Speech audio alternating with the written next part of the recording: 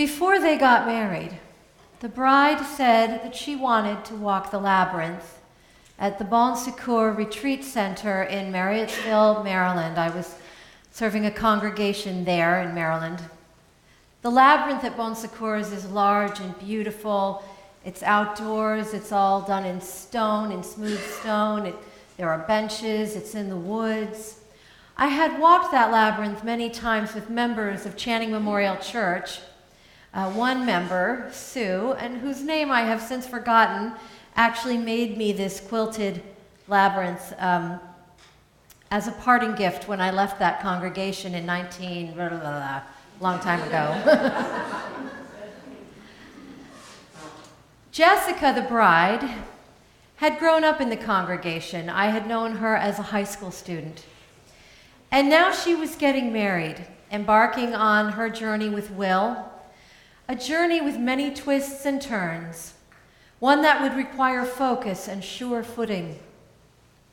We went together on an unseasonably chilly May evening after the rehearsal dinner, or maybe it was just before the rehearsal dinner, and I sat on a bench as a witness to the two of them and a companion while they went into the labyrinth, one after the other, both looking down at their feet, lost in thought, reflecting on their path ahead.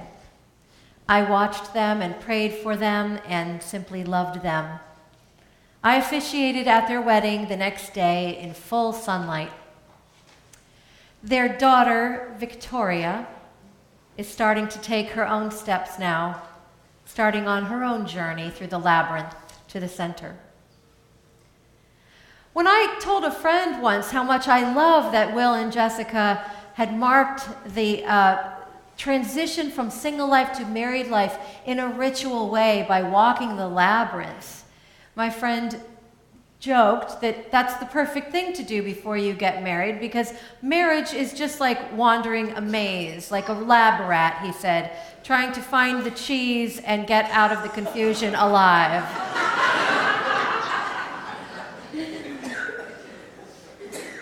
But a labyrinth is not a maze at all.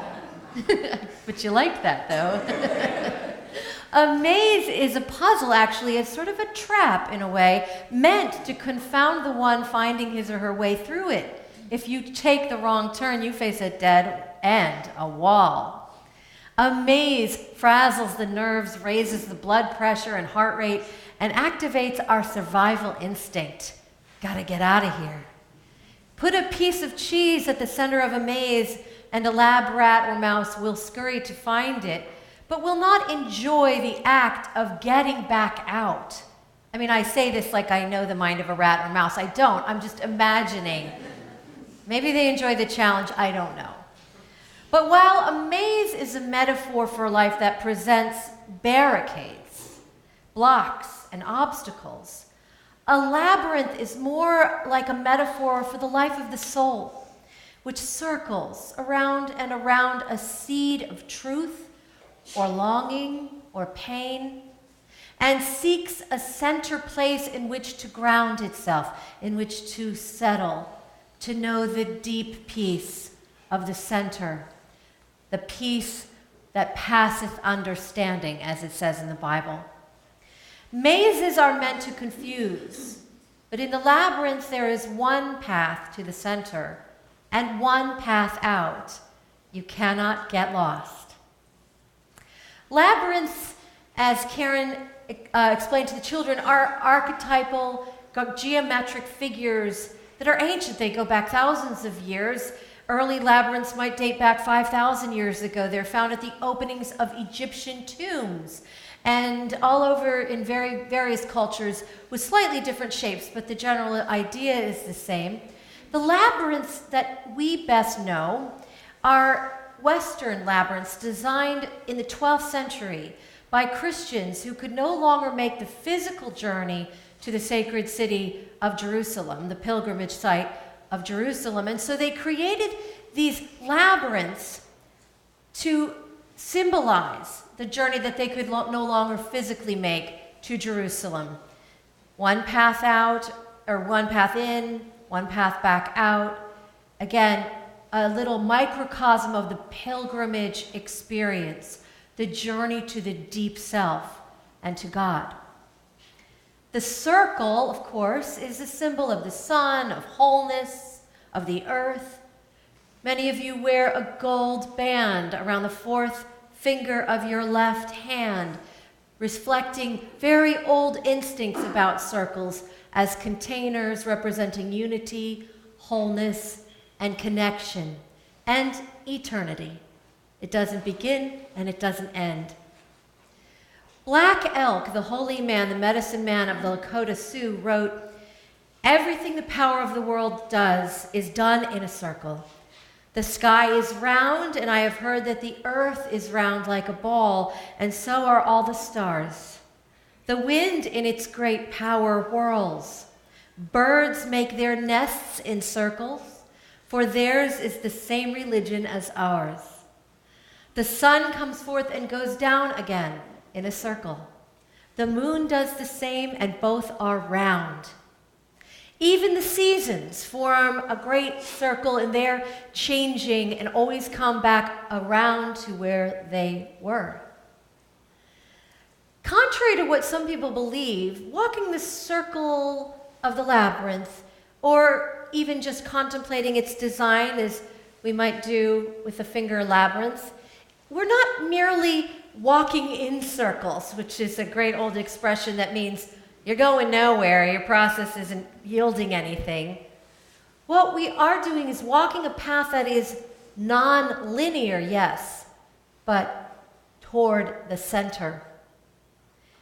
What I want to note for you now, if you haven't already noted in looking at the design of your labyrinth on the cover of your order of service, notice how the path is full of gentle interruptions.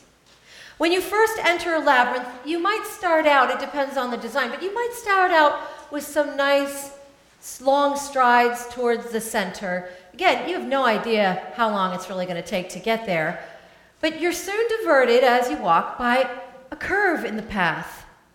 The labyrinthine path constantly does this, imitating the spiral shape found so often in nature. Look at shells on the beach, for instance. And even in our own DNA, if you look at the molecular structure of DNA. For highly linear people who like to start at point A and move directly to point B, this can be a challenge, a real learning experience, a growing experience for their mind and body. There are points on the labyrinth that take you very close to the center and you think you've arrived, but then the next curve may take you, way out back again to the outer edge of the circle, and you think, I have no idea how long I have to go. I thought I was so close, just like life. It's an exercise in attentive following, where walkers must relinquish strategizing, competitiveness, and impatience. You just follow the path. You mindfully follow the curving path, knowing and trusting that it will lead you to the center.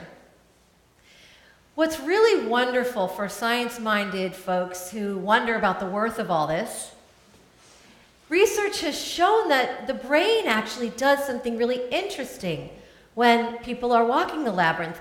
It actually shifts from the right brain to the left brain consciousness and back again with every significant turn in the path. So your brain is actually achieving a kind of altered consciousness in a safe, non-drug use kind of way. You can, it's completely safe. Children can do it. No foreign substances. When I watched Will and Jessica walk the labyrinth those many years ago in Maryland, I thought how well that nimbleness required in the labyrinth walk would serve them in their marriage. It is clearer than ever to me these days that our communities have great need of this nimbleness. We have great need of spiritual practices that move us out of black and white, dualistic, linear thinking, where one side is right and one side is wrong, and victory or success looks like winning the debate. This linear consciousness does not serve individuals, and it does not serve communities. It doesn't serve nations or any peoples. Here in Boston, we are a marathon people. Our most cherished community ritual involving movement, sports, right, is a point A to point B run of 24.5 miles. You start at Hopkinton, you finish in Boston.